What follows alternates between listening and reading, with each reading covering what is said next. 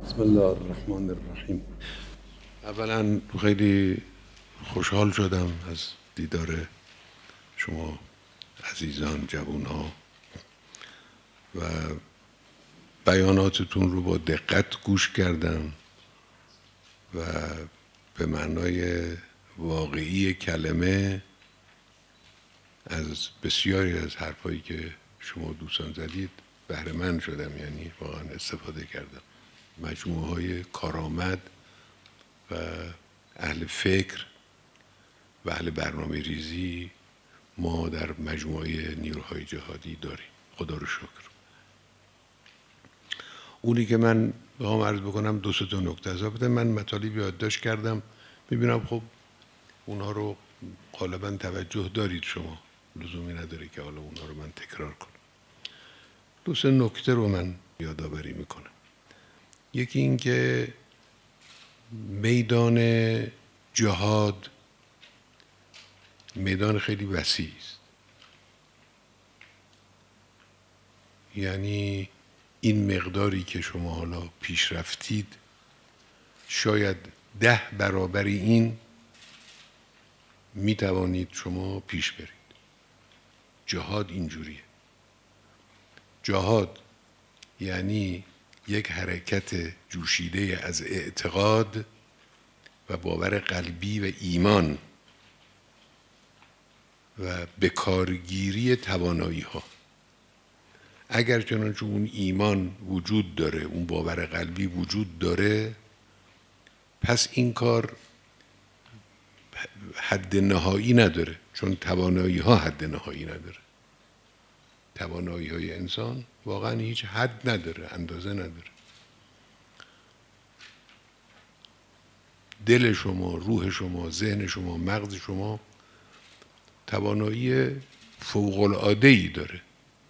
یعنی این کاری که کردید، یعنی همینی که از 20 سال پیش تا حالا از کارهای ساده اونچنانی رسیدید به برنامه‌ریزی های کلان این چنینی، این رو ادامه بدید، همینطور پیش برید. بگذارید ما یک مجموعه عظیمی از نسل انقلاب اسلامی رو در کشورمون شاهد باشیم که از لحاظ سطح فهم مسائل مدیریتی و خدمت رسانی و ایجاد عدالت و قیام به قسط، که اینا در اسلام لازمه، جامعه اسلامی قیام به قسط لازمه، به جایی رسیده که ذهنهای معمولی بشر به اونجا نرسیده و باید از او الگو بگیرن. این یک که خلاصش پیشرفته در همین جهت اندیشه جهادی و کار جهادی و فکر جهادی است. دوم این که ببینید اون وقتی کار شکل عمومی و مردمی پیدا خواهد کرد که این گفتمان، این فکر شما، این جهتگیری شما تبدیل به یک گفتمان عمومی بشه. تو مجموعه این 12,000 که ایشون میگن چند درصد همه جوانهای کشور و اینها هستید؟ ممکنه مثلا 10% فرض کنید باشید، ممکنه، بله، مثلا 10% جوانهای کشور، نه 80 میلیون رو نمیگم، 10% جوانهای کشور، یا مثلا فرض کنید که 15% جوانهای کشور. خب اون 90% دیگه یا 85% دیگه چرا باید محروم بمونن از این حرکت جهادی مبارک، از این کار؟ سعی کنید ترویج کنید و این ترویج در صورتی آسان خواهد شد که تبدیل بشه به گفتمان. ما تو مسائل گوناگونی اینو داشتیم در طول گذشته خودمون. حالا مثالهاش رو دیگه نمیخوام، در ذهنم هست مثالهاش.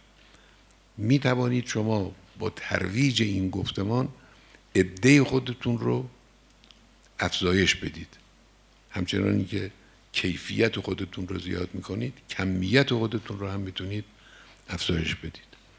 این که یکی از وسایلش همون است که به ایشون گفتم من کار تبلیغاتی، تبلیغات درست، تبلیغات هنری من میبینم گاهی اوقات یک تبلیغاتی کارهای خوبی شده. حالا مثلا تصویر همین قلعه گنجی که یکی از دوستان اشاره کردن که بنده هم در جریانش هستم. خب قلعه گنج هم گفته شده، اما مردم اصلا نمیدونن که یک کاری در یک گوشه کشور، در یک منطقه محروم، به وسیله یک جمع با همت انجام گرفته که محرومیت رو از منطقه، تقریباً از یک بخشی از منطقه محرومیت رو ریشه‌کن کرده. این چیز مهمی است، این مردم نمیدونن. اگر چنانچه همین معلوم بشه، شما ببینید چقدر امید در جوانها به وجود میاره. این هم یه مسئله است که حالا دنباله این موضوع افزودن بر کمیت عاملین به فکر جهادی و جهادگران، این رو عرض بکنم که توی محیط‌های خانوادگی، تو محیط‌های، تو دانشکده، تو مدرسه، تو محیط کار، باید بسیار ترویج کنید این فکر رو، این کار رو، این حرکت رو باید ترویج کنید که انشاءالله دنبال کنن. این هم یه نکته مهمی که به نظر من هست، مسئله ثبات و عدم لغزشه. من خواهش میکنم به این اهمیت بدید. شما با یه مجموعه جوان دارید کار میکنید، مجموعه جوان در معرض 2 تا آسیبه. یکی آسیب عدم ثبات در راه، تغییر فکری، یکی هم آسیب دچار شدن و مبتلا شدن به ابتلاعات بشری. مجمل و سربستش اینه. مراقب باشید این جوانهای شما از این آسیب‌ها محفوظ بمونن،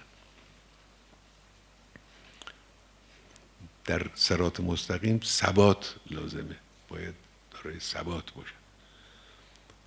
اینم به نظر من، حالا غیر از کار اعتقادی و فکری و اینها که حتما در جای خود لازم هست، یه مقداریش مربوط میشه به کار عملی، یعنی عبادت، توجه، اول وقت نماز خوندن، حتما قرآن خوندن هر روز،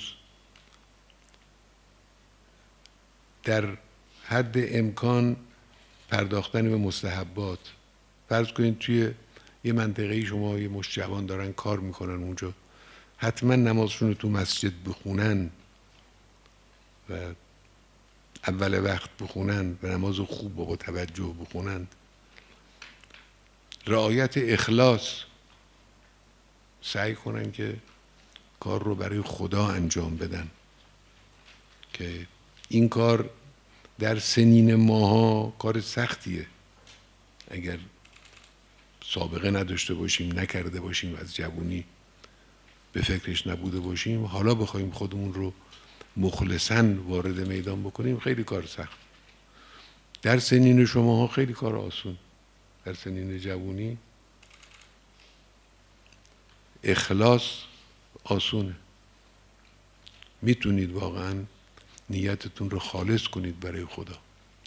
اون همطور میباره. وقتی که نیت رو خالص کردید، رحمت الهی و هدایت الهی از همه طرف میباره بر شما.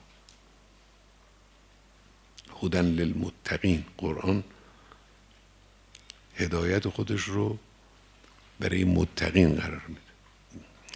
واقعا اگر چنانچه این رعایت ها بشه، هدایت الهی و کمک فکری الهی هم زیاد خواهد شد. خب دیگه مثل این که اذان شد. ان شاء الله موفق باشید و السلام علیکم.